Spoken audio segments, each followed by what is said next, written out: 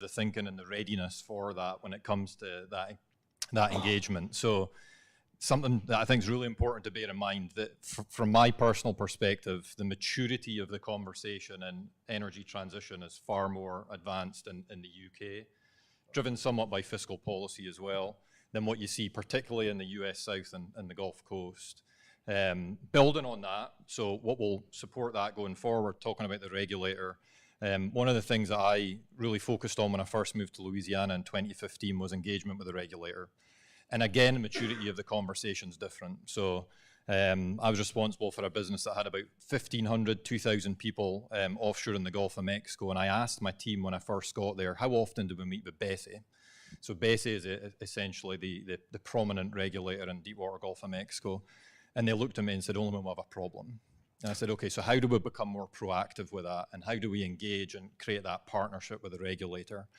And I think in the 8 years I've been here, BSE's evolved as well. And for many of you in the room, you're potentially looking at new technology and deploying new technology in the US. Now that can be done directly with customers. I actually bypassed and went straight to the middleman, and I went straight to the regulator. So BSE established in 2016 a branch called the Emerging Technologies branch. And if you aren't familiar with a branch, they're actually, and a lot of customers that I talk to in the US are not familiar with the Emerging Technologies branch.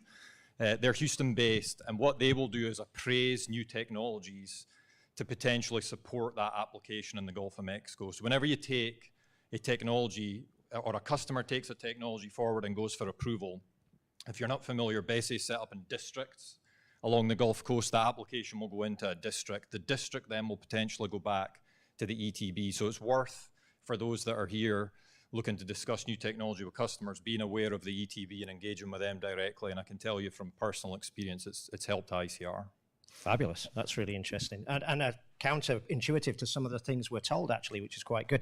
I'm kind of thinking, in the UK, we've obviously faced the EPL windfall tax, and we're seeing the Inflation Reduction Act over here drawing interest across the pond.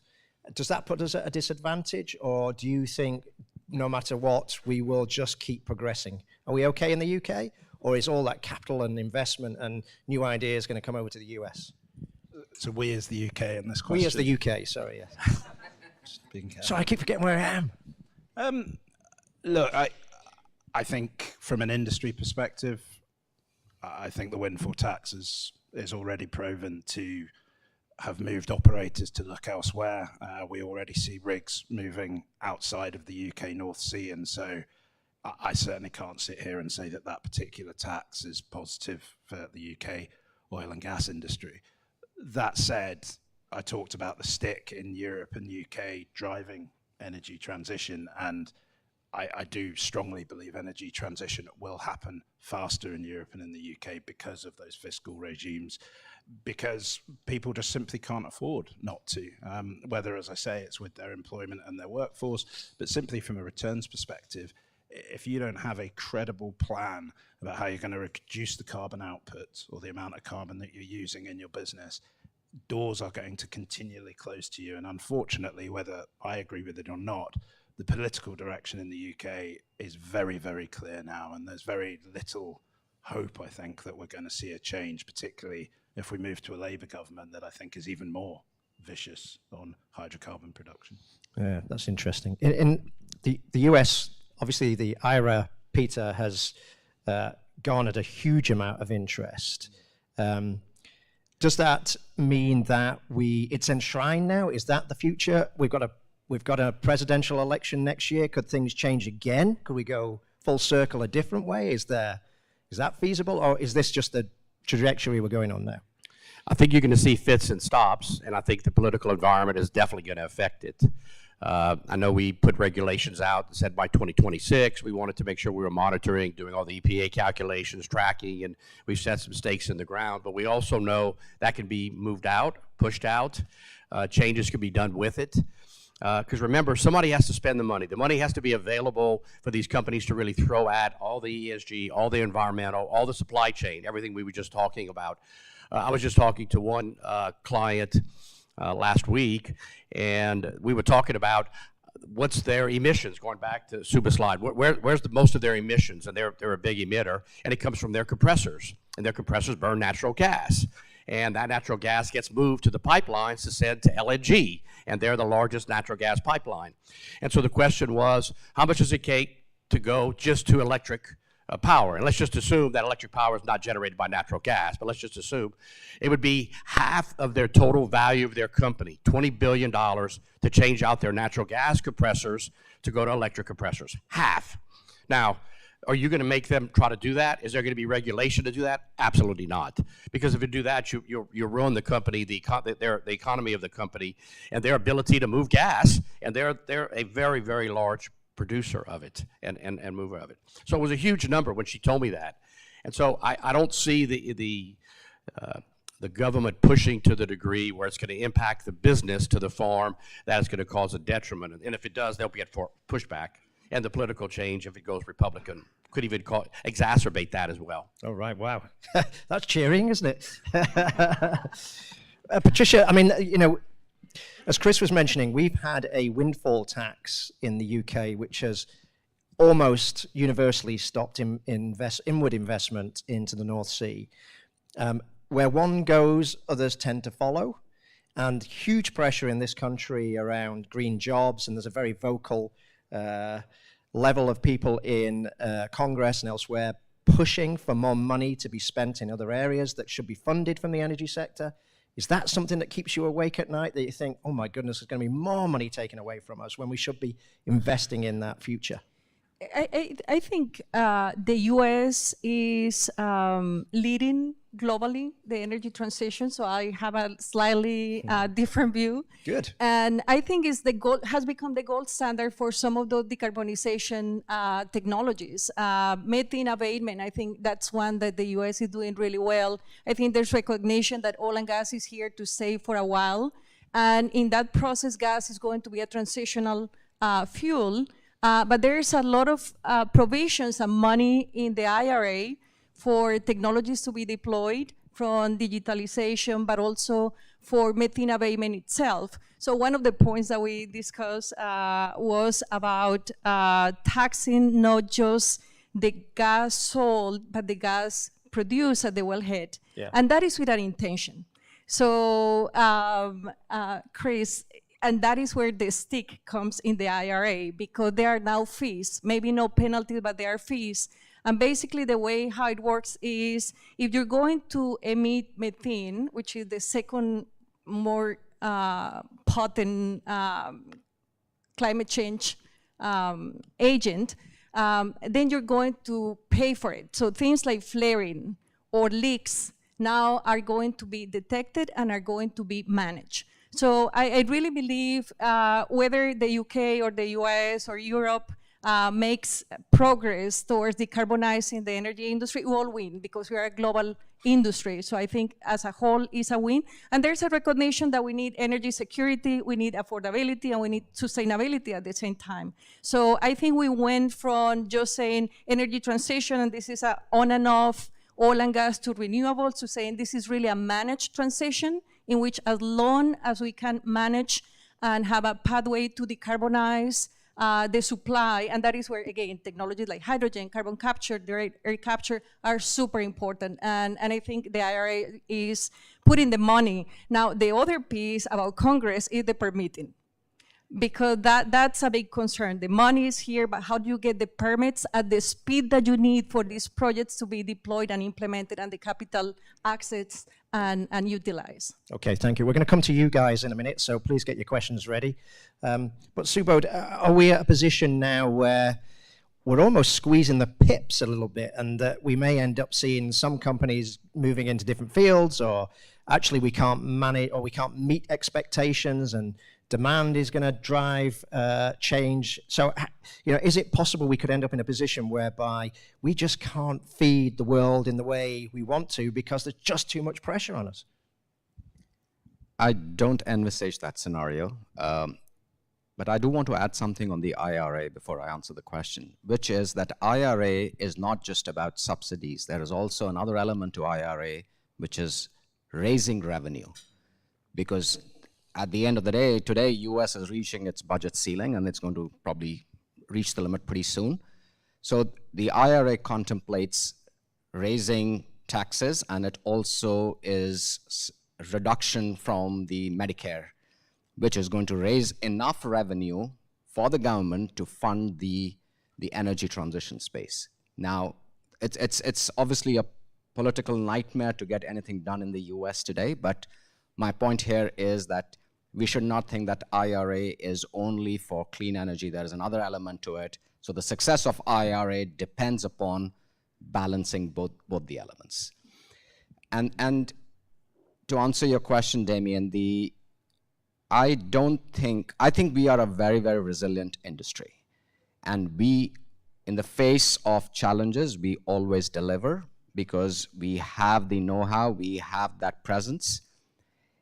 I think the ability to deliver hydrocarbons will always be there. But we know, as I showed in my remarks, there is a need for decarbonization. Our aim should be, how can we replace that 80% of fossil fuels with some green technologies? And I believe that the oil and gas industry is still very, very capable of delivering that energy transition and the new sources of energy because of what I said previously. We have the technical know-how, we have the scale, we have the infrastructure. And I'll give you an example for that.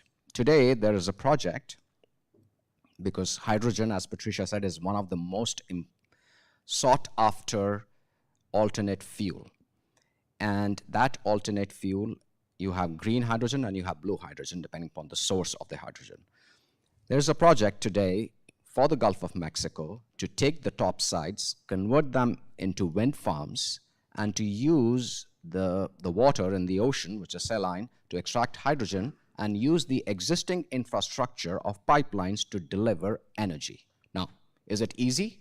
No, but I believe the oil and gas industry can deliver this with the help of the government, because the subsidies are required, and through technology development, which may happen organically or may happen inorganically. So I don't think that the world will see energy poverty anytime soon. If that is, I want to say that I don't believe that there will be any energy poverty. Okay, that's very interesting. David, thank you. Yeah, I'd just like to build on both the points. And I think, as Subo touched on with that example, there are other examples where we see, and we touched earlier on scale, and we touched on collaboration. And I don't believe, to the question, Damien, that we're going to see that pip be squeezed, because I think what we're seeing is a diversification of portfolio from a lot of the operators in the US, and from refreshingly for me, from a lot of the independents. So if you take Talos Energy, for example, and some of you may hear or see the presentation this week, and I've seen their CEO give it already around their carbon sequestration hubs along the Gulf Coast, 4 of them, in collaboration with Chevron and others. And that's, multi-purpose and diversifying their portfolio. And then you have, and this is US listed operators when we talk about the US in this conversation. Oxy with the low carbon solutions business and some of the conversations, New Fortress Energy with repurposing topsides for LNG storage. So I think what you're seeing is nimbleness in the customer base and operators, and partnership peer-to-peer as well. So I would strongly refute any kind of suggestion that we'll see that pip squeeze too hard. Good for you. You fight your corner. Fabulous. You must have some questions. Has anybody got a question? And if you have, can I ask you to say your name and where you're from in terms of company, and then ask your question. Thank you. Hi, Stephen Johnson. I'm from Houston. I'm with Improving. This question's for Subodh and maybe everybody else as well. But as we go through and do technology services, right, we see our customers like BP and Exxon and Shell asking us to take the agility that the technology teams use, the Scrum, Kanban techniques, over to the business. They're putting thousands of people through these kind of trainings and starting to drill wells a lot faster, do the sustainability efforts faster. Can you talk about where you guys are with that kind of a push? Sure, absolutely. So I have the privilege of leading a team of people within my company, which is focused on creating automation and digital solutions. So this question is kind of set up for me. So I'll pay you the money later on. But in my mind, the industry today is focused on the two aspects of, or three aspects, I should say. The first one being providing drilling efficiency to the customers. Because at the end of the day, anything that we provide to the customer in terms of technology needs to create financial value. That is the bottom line. If it doesn't create financial value, then it's not going to be successful. So our focus is drilling efficiency.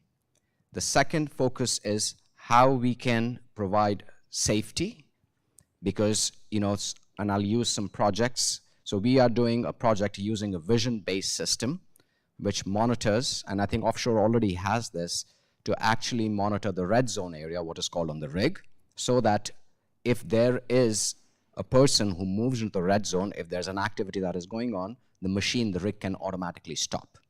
So technologies that help in safety, technologies that help in either drilling efficiency or eliminating drilling dysfunction. And the last piece is related to what we've been speaking about, energy sustainability. So our solutions, digital and automation, is to improve drilling efficiency, improve safety, and to improve our carbon, or reduce our carbon footprint. The challenge that we face with this is to prove it that there is a value proposition and to take a fair share of that value within ourselves. Because we are held accountable to provide a return on investment. And I think all our customers today, we have about 90 rigs running in lower 48.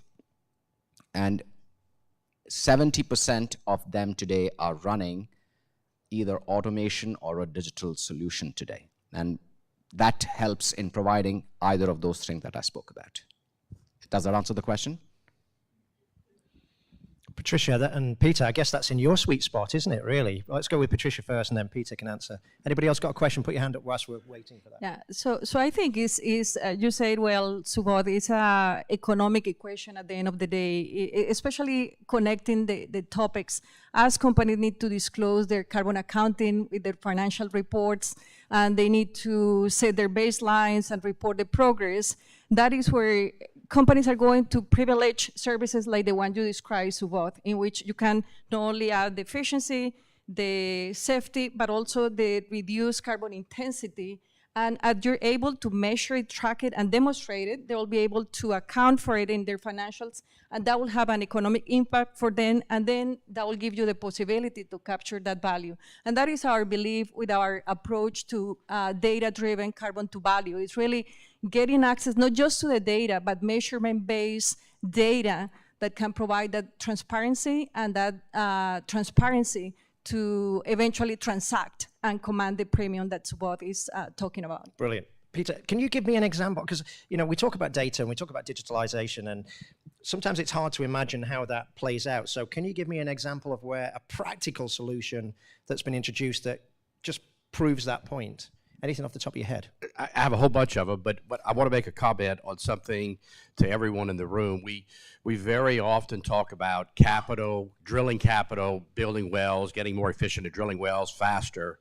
But I haven't heard anybody ask questions around how do we produce the wells? How do we optimize the production we're getting out of every single well we complete and maximize the return, maximize the ESG footprint associated with every well production? And that's something we look at all the time. If we as an industry, let's just say in North America, looked at every well we have, there's about 900,000 wells producing in the United States, all of them, some being small volumes. If you could just get 1 or 2 barrels from them more effectively and efficiently, you could pay for the equipment and the hardware to retrofit them and do everything that you want, but we very often don't look at that. So that's part of what one of our solutions do regularly. The other one is, how do we make sure we maintain the production at the highest rate level? One of the examples I'll love to talk about is a recent project we did for a major international oil company was to focus on ESPs. A lot of you know electric submersible pumps produce the largest amount, typically, of fluids and volume of fluids around the world. Well, when they have a failure of one of these pumps, it's usually thousands of barrels, tens of thousands of barrels a day. And believe it or not, there was no technology available for them to predict when these failures occurred.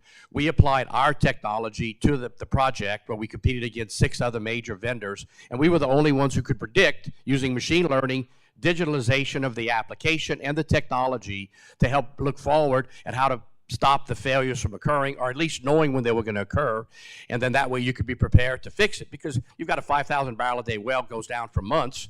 Run the math. If I could know about it ahead of time. So that's just one of many examples that we apply machine learning, artificial intelligence, and digitalization to the customers, businesses. Okay, thank you. Any more questions out there? Yes, great, fabulous. Bear with me whilst I trip over the equipment. Thank you. I am Mary McIntyre with Mary Mac International, based here in Houston. And I want to say first, this is the first presentation I've seen, Subodh, where psychological safety has been talked about in the workplace. And it is something that is more and more important, particularly for the younger generation coming into the workforce. And it seems to me, we've talked about how we haven't done a good job of attracting those young people and making them feel comfortable with the oil and gas industry. But energy as a whole might be a different picture in the future, right? Every conference I've been to in the last year, ONS, ADIPEC, CERAWeek, they're all talking about the mix of energy, that is the future, and every country is going to have their own mix. Is there a way, and are your companies using that mix as part of the attraction and that psychological safety from both the negative, the negative image as well as the cycles that we see? Is anyone using that? Subodh, you want to take the microphone? Thank you. Thank you for the question. Fabulous question. Thank you. So I think a very relevant question. And what neighbors, I'll give you my company's perspective. If you are going to take the leaders of the existing oil and gas portfolio of ours and manage the energy transition portfolio and the digital and automation portfolio, I think that is not going to be successful. That is what we believe in. So what we have done is we have carved out the energy transition portfolio, which is managed by a different individual, and we have the digitalization and the automation platform, which is again managed by a different person, which is me. And then we have a core business which is managed by another person. Because to drive that psychological safety that we want, and to position ourselves as those two, let's say, product lines as differentiation in today's world and for attracting the workforce, that is what we have done. So today, if you look at all our marketing materials that we do at ADIPEC or anything, we talk about the energy transition portfolio and we speak about our automation and digitalization portfolio. We don't talk about our rigs per se, because there's no reason to position that in front of the new generation, because it's not going to really be, the imagery is what I described in my presentation, with people smoking on the rig floor or not wearing hard hats and whatever else crops up on Google, right? So I think we have to really make a strategic effort as an industry to carve out those businesses, make them more visible, and to Patricia's point on the social media aspect, I unfortunately don't do social media apart from LinkedIn, but I think the outreach to the new generation through targeted efforts related to these two elements of energy transition and automation digitalization is extremely important. So that is what we're doing. This is the recipe that works for us. It may not work for every company, but that's a recipe that we use. David, you're a youngish man. Thanks. Why didn't you say that about you? I brushed my hair forward this morning. David's got the least grey hair, I think, on the panel. No, sorry, Patricia. That's a terrible thing to say. I'm so sorry. Give me your hand. I'm so sorry. Take the mic away from it. I should walk now. Have you seen, I mean, that's really interesting, isn't it? We talk about the next generation coming through and their requirements and their demands. You know, when we were starting out in our particular careers, we had to sell ourselves. Now it's the other way around. Have you seen a shift then in that presentation from your side and from the potential employee side? Yeah, and joking aside to your point, I mean, I grew up in Aberdeen, which really gave me limited choices in terms of what I was going to do as a career. You know, oil and gas was a foregone conclusion for me before I finished high school. I think when we talk about attraction of talent right now, and to answer the question, I think what we've got to appreciate, particularly in the US, is there's a lot more competing industries and sectors than just oil and gas. You know, in Houston, you've got an element of banking as a big medical hub for the US. where salaries, by the way, are very competitive as well. So the cost base is impacted, in my opinion, by competing industries, not just by our own. And that's a big sticker shock for a lot of companies that are looking to make that transition from the UK to the US. The cost is different. I just want to switch to retention for a second, though, because we talk about attract and retain. Firstly, ICR, and Subo gave an example in neighbor. So from an ICR perspective, our business in the US is actually 50% oil and gas, 50% telecoms. So we're supporting the 5G rollout. So we have two distinct different skill pools that we kind of dabble in if we're looking at resources. But if we look at retention for a second, one of the things that has been a common misnomer for many over the years is retention normally is financial.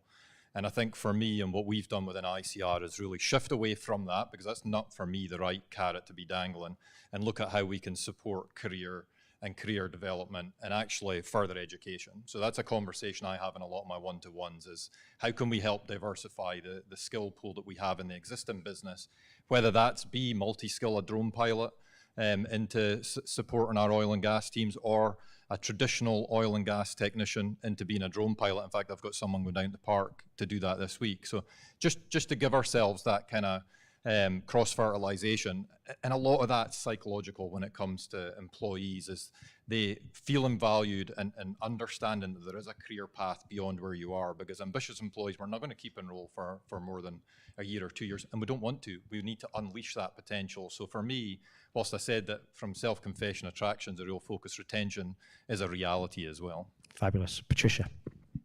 I would like to share an interesting insight about talent attraction and retention in the industry, because traditional oil and gas, yes, all these issues of Googling and finding these images. However, these oil and gas companies, or many of these oil and gas companies, have their portfolio companies in the entrepreneurial world where I live today.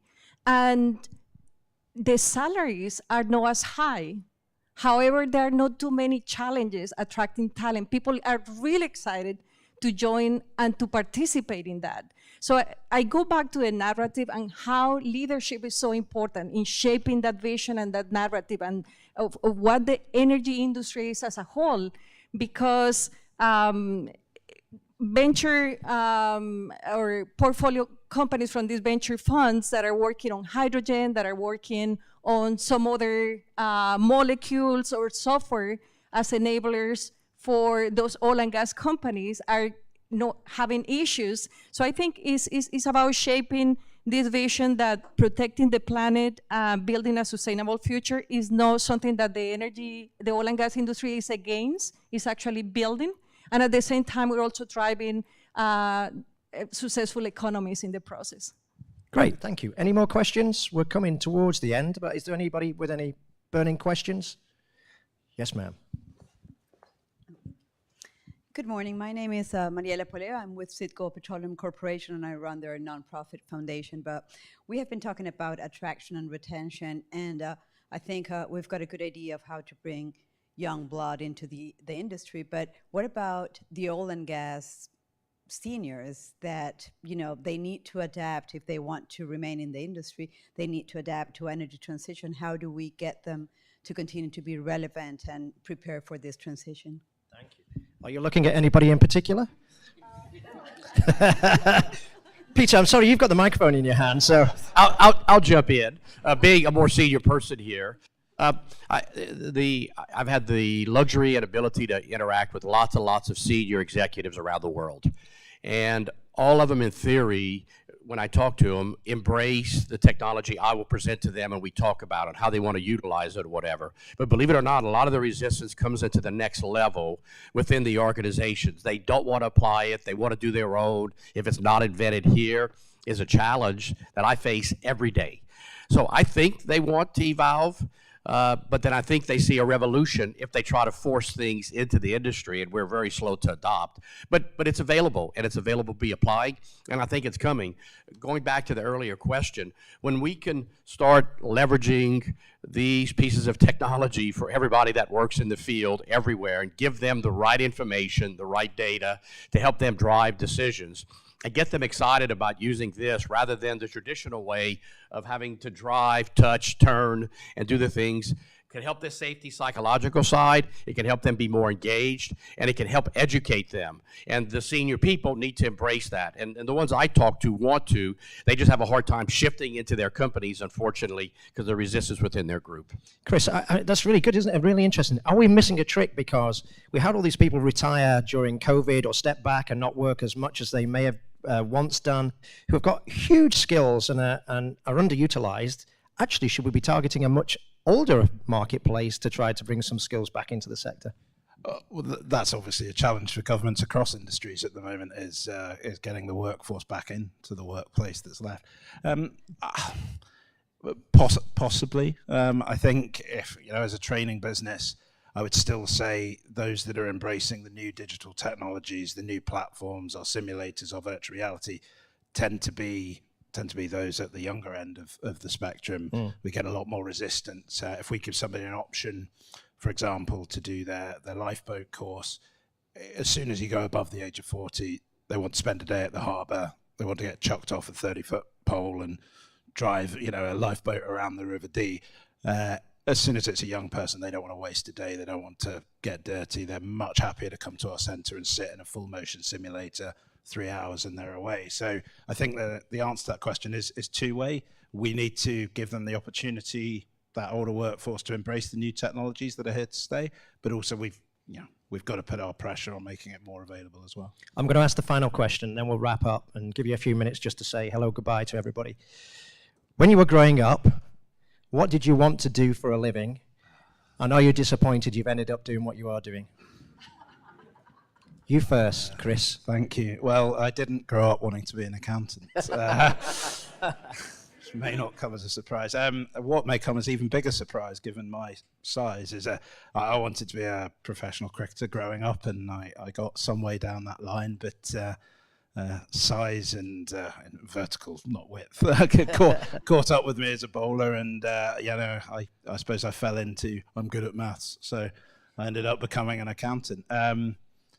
What I would say about that is I ended up being pretty good at something, and I really enjoyed a career, and I love everything I do every day, particularly with 3T. And my advice, I think, on careers now is, sure, get up in the morning and want to go to work, but do something you're good at, because generally, if you're really good at something, you're going to earn a lot more money and you're going to enjoy it.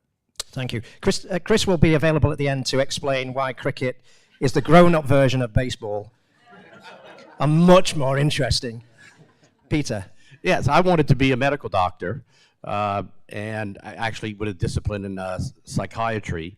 But I was studying, doing all the above, but then realized it was 12 to 14 years of your life that you'd have to devote to that. I lived outside of Lafayette, Louisiana, so I was in the heart of the oil and gas industry, and realized at that time I could get a great petroleum engineering degree in 5 years and get out to the industry and start making money, which is really the main driver I was thinking about, is how to be successful.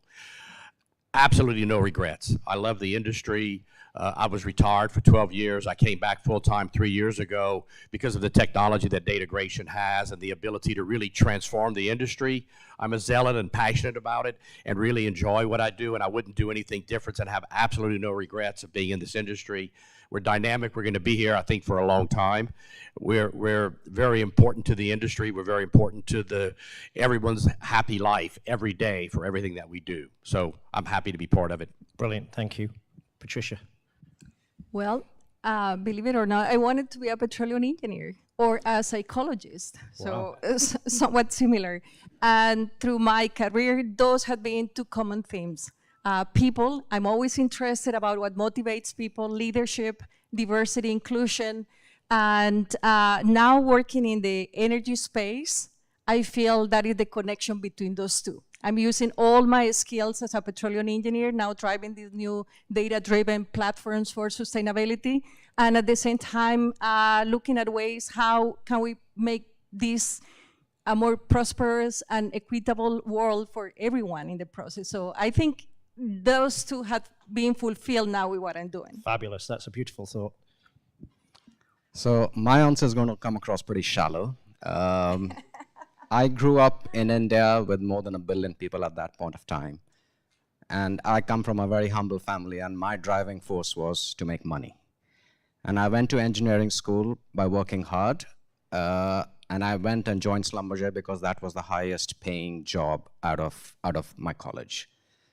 But I can say that now. I wouldn't have said that when I was 22, when I joined the oil and gas industry. But today I know that I do what I do because I have a sense of purpose, which is to make an impact on the lives of the people that I work with, because I think it is my time to give back. The reason I'm here is because a lot of people took interest in me and took me from where I was. I was a young, foolish young man who didn't know anything else and only driven by money because I didn't have any at that point of time. But now my philosophy of life is very different. But so I had nothing in mind that I wanted to be this, as long as it gave me a better life than what my parents had when I saw them growing up. So Fair enough, absolutely.